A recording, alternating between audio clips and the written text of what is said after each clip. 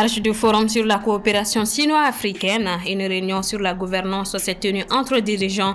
Le président de la transition, Assimi Goïta, a dénoncé les pratiques néocoloniales. L'autorité de protection des données à caractère personnel met en garde les personnes impliquées dans la diffusion des données personnelles sur les réseaux sociaux. Les explications dans un instant. Michel Barnier est le nouveau Premier ministre en France. Son portrait en fin de journal. Nous sommes vendredi 6 septembre 2024. Bonsoir à toutes et à tous. Bienvenue sur TM1. Ouvert hier jeudi, le sommet Chine-Afrique bat son plein avec ses séries de rencontres. Une réunion de haut niveau sur la gouvernance a eu lieu dans la soirée d'hier. Ce fut l'occasion pour le président de la transition malienne de dénoncer les pratiques néocoloniales qui ont freiné le développement de nombreux États africains. Aminata Keïta. Après l'ouverture du sommet de Beijing, un des temps forts a été la réunion de haut niveau sur le renforcement des échanges d'expériences en matière de gouvernance. Ce partage d'expériences a été l'occasion pour le chef de l'État de faire le point de l'expérience malienne en matière de gouvernance, tout en mettant en lumière les menaces sécuritaires et économiques, souvent exacerbées par des ingérences étrangères. Le président y a également dénoncé un terrorisme international entretenu par des forces néocolonialistes. Pendant longtemps, sous le prétexte de promouvoir la bonne gouvernance, nos États ont été soumis à des dictats par des puissances impérialistes, facilitant ainsi l'exploitation sans retenue de nos ressources. Ces pratiques ont alimenté des inégalités et freiné notre développement tout en renforçant des intérêts extérieurs au détriment de nos peuples. Les récents événements survenus à Tinzawatène dans le nord du Mali illustrent malheureusement comment le terrorisme international est cyniquement entretenu, voire encouragé par des forces néocoloniales qui cherchent à perpétuer leur domination sous de nouvelles formes. En effet, c'est dans la localité de Tinzawatène que les combats se sont intensifiés fin juillet entre l'armée malienne et les groupes djihadistes, faisant de nombreuses pertes en vies humaines. L'armée a répliqué dans les jours qui ont suivi avec des campagnes aériennes en coordination avec les forces armées du Burkina Faso, conformément à la solidarité entre les États membres de l'Alliance des États du Sahel. Ainsi, pour le chef de l'État, la Confédération de l'Alliance des États du Sahel est une initiative audacieuse et stratégique des trois pays face à ces défis communs. La Confédération des États du Sahel, AES, instituée le 6 juillet 2024 à Niamey, en République du Niger, constitue une réponse audacieuse et coordonnée du Burkina Faso, du Mali et du Niger face aux défis sécuritaires et aux exigences de développement qui pèsent sur notre région. Cette alliance stratégique que j'ai l'honneur de présider pour son premier mandat s'inscrit dans une vision panafricaine et résolue à défendre et à promouvoir les intérêts communs de nos nations. Le président de la transition, le colonel Assimi Goïta, a réaffirmé l'engagement du Mali à approfondir ses relations avec la Chine, qui se positionne comme un partenaire sincère qui apporte un soutien crucial au pays dans sa lutte contre le terrorisme. À l'issue du sommet, le président chinois Xi Jinping a promis de verser plus de 50 milliards de dollars sur 3 ans à l'Afrique avec pour objectif de renforcer la coopération entre la Chine et le continent. Les nombreuses inondations à travers le monde ne cessent de faire des dégâts. Face à la situation, la communauté humanitaire tire la sonnette d'alarme sur l'impact de ces inondations sur les enfants en particulier. Assetoumani Koulibaly.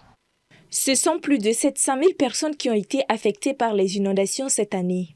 À peine 2 mois après le début de la saison des pluies en 2024 en Afrique de l'Ouest et centrale, les pluies torrentielles et des inondations auraient touché 716 473 personnes en République centrafricaine, au Tchad, en Côte d'Ivoire, en RDC, au Libéria, au Niger, au Mali, au Nigeria et au Togo. En sus, 72 personnes auraient perdu la vie par noyade et 699 qui seraient blessées. La production et la sécurité alimentaire sont également en jeu, avec au moins 25 726 hectares de terres agricoles endommagées et 4 205 têtes de bétail tuées. Les infrastructures et bâtiments sont également touchés avec environ 70 000 maisons qui ont été détruites ou endommagées, laissant 54 772 femmes, enfants et hommes sans abri et déplacés. Le Tchad semble être le pays le plus touché, avec 246 883 personnes affectées par les crues, en quelques semaines. Chaque année, l'organisation onusienne tire la sonnette d'alarme sur les effets du changement climatique et sur ce qu'ils font subir aux populations.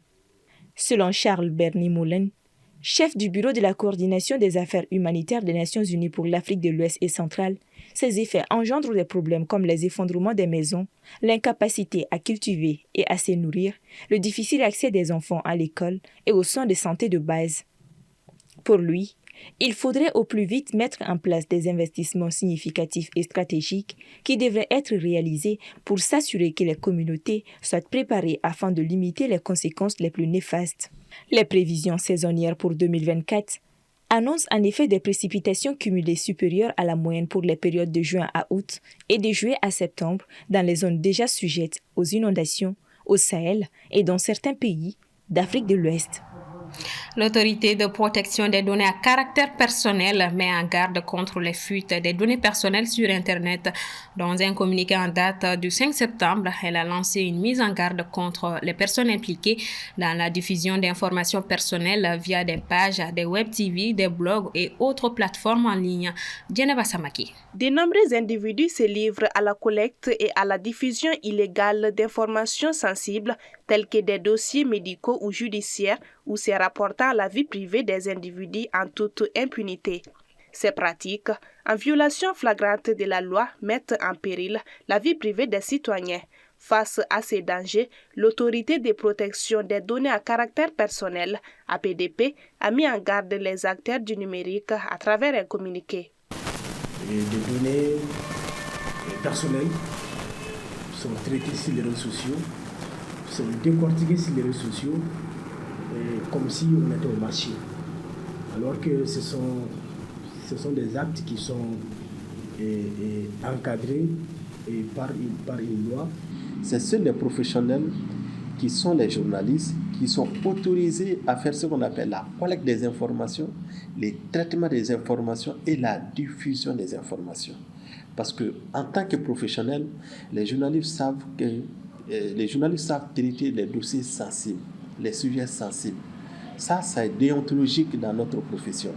Les contrevenants s'exposent à des amendes allant de 5 millions jusqu'à 20 millions de francs CFA sans préjudice des sanctions prévues par le Code pénal et la loi portant répression de la cybercriminalité. À mon avis, les APDP doivent même servir de modèle aux autres institutions de régulation, vraiment de procéder à un vrai toilettage au niveau de la toile. Il faut que les structures et organisations, en tout cas qui sont créées pour défendre certains droits, et en tout cas se réveillent, de se réveiller et mettre fin en tout cas à ces désordres-là qui continuent à faire beaucoup de dégâts et beaucoup de victimes. Et ce n'est pas normal. L'APDP rappelle que seul un journaliste dans le cadre de son activité professionnelle est autorisé à traiter de telles données. En conclusion, elle invite les victimes de ces abus à signaler ces actes auprès des autorités compétentes conformément aux dispositions légales en vigueur. L'ancien commissaire européen et négociateur du Brexit a été nommé Premier ministre mercredi 5 septembre après un entretien avec le chef de l'État français, Paul Yapinguesson. Mes chers compatriotes, la France a un nouveau Premier ministre. Et au moment où je quitte mes fonctions à Matignon, je tiens à vous féliciter chaleureusement, cher Michel Barnier. Michel Barnier doit désormais s'atteler à composer un gouvernement. Le nouveau Premier ministre, issu de la droite, a reçu ce vendredi Gabriel Attal et les dirigeants des Républicains. Un budget doit être présenté par le gouvernement à l'Assemblée nationale au plus tard le 1er octobre, date de reprise de la session ordinaire. Les parlementaires pourraient même être appelés à siéger plus tôt en session extraordinaire, comme le réclament plusieurs forces politiques et la présidente de l'Assemblée nationale, Yael Braun-Pivet, afin de reprendre le travail parlementaire, notamment sur le budget, et afin que Michel Barnier prononce sa déclaration de politique générale. Nous sommes dans un moment grave. Gabriel Attal l'a dit d'ailleurs à son tour tout à l'heure. J'aborde cette période, cette nouvelle page qui s'ouvre, cette nouvelle page avec beaucoup d'humilité. Pour siéger en session extraordinaire, le Parlement doit être convoqué par le président de la République. On va censurer Michel Barnier après sa nomination au poste de Premier ministre, a su Éric Coquerel, député de la France Insoumise de Seine-Saint-Denis. Donc voilà, c'est un constat absolument terrible qui est à la fois un coup de force, un déni démocratique vis-à-vis des Français, une manière de dire vous pouvez voter, rien ne changera. Et M. Macron, évidemment, totalement responsable de cette situation. On va censurer pour une bonne raison. Et je pense que nos partenaires de Front Populaire qui avaient dit qu'ils censureraient en fonction du discours d'introduction le feront également.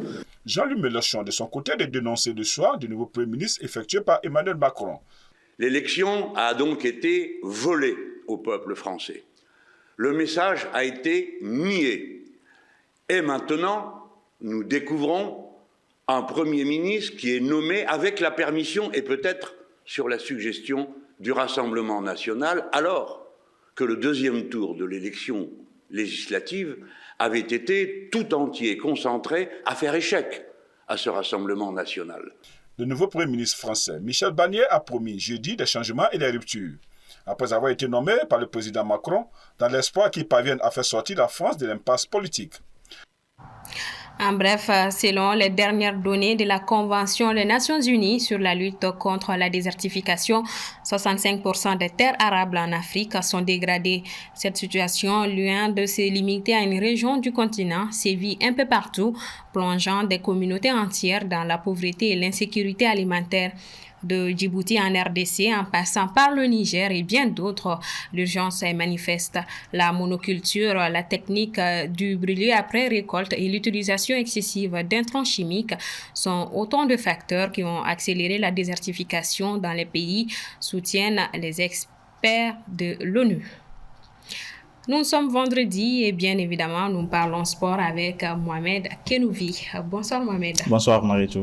Alors en ce moment même, le Mali affronte le Mozambique au compte des éliminatoires de la CAN 2025. Effectivement, match en cours en ce moment même au stade du 26 mars de Bamako. Les Aigles sont aux prises avec les Mamba du Mozambique dans le cadre de la première journée des éliminatoires de la CAN Maroc 2025 avec pour seul objectif la victoire, comme l'a affirmé hier en conférence de presse d'avant-match le sélectionneur national Tom Saintfiet. Malgré les nombreux forfaits enregistrés dans le nid des Aigles pour raison de blessures notamment, le groupe aborde cette rencontre avec confiance et a à cœur de renouer avec la victoire à domicile après l'amère défaite en juin dernier, on se rappelle, face au Ghana. Après le Mozambique, les Aigles s'envoleront demain samedi pour l'Afrique du Sud où ils affrontent mardi prochain l'Eswatini pour le compte de la deuxième journée de ces éliminatoires. Et justement, nous avons aussi quelques résultats de la première journée. Dans le groupe F, mercredi, le Soudan s'est imposé 1-0 devant le Niger.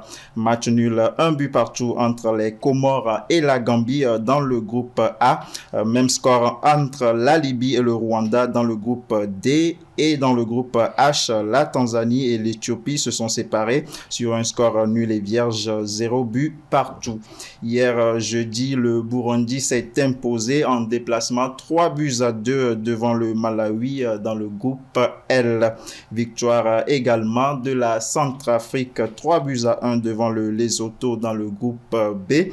Dans le groupe K, le Congo est venu à bout du Soudan du Sud 1-0 alors que le Ghana s'est incliné à domicile sur le même score devant l'Angola.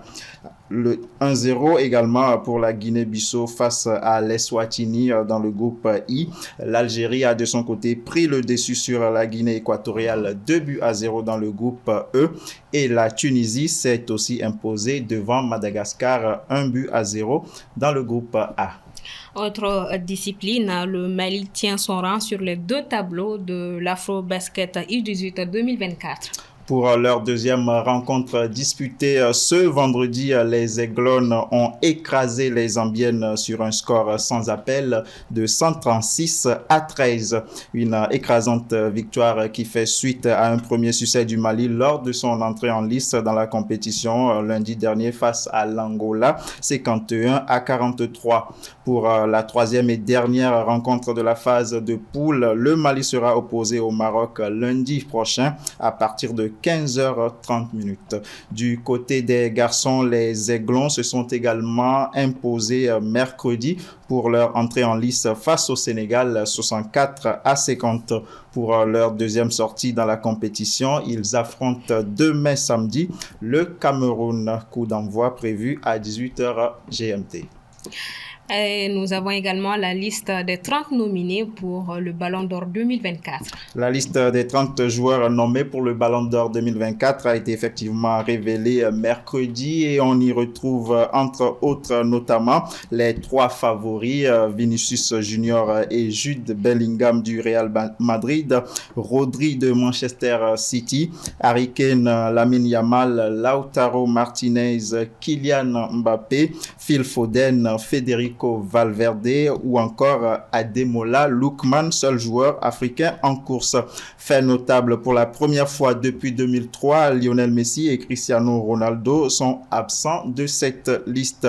Et aussi une grande première depuis 1990, aucun ancien vainqueur de la prestigieuse récompense du Ballon d'Or ne fait partie des 30 nommés. Vous l'aurez compris, le Ballon d'Or 2024 aura donc un vainqueur inédit dont le nom sera connu le 28 octobre prochain. Inch'Allah. Merci beaucoup, Mohamed Kenoubi. On se dit à vendredi prochain. Si Dieu le veut. Et c'est ce qui referme ce 1945. Merci à vous de l'avoir suivi. Excellent week-end à toutes et à tous.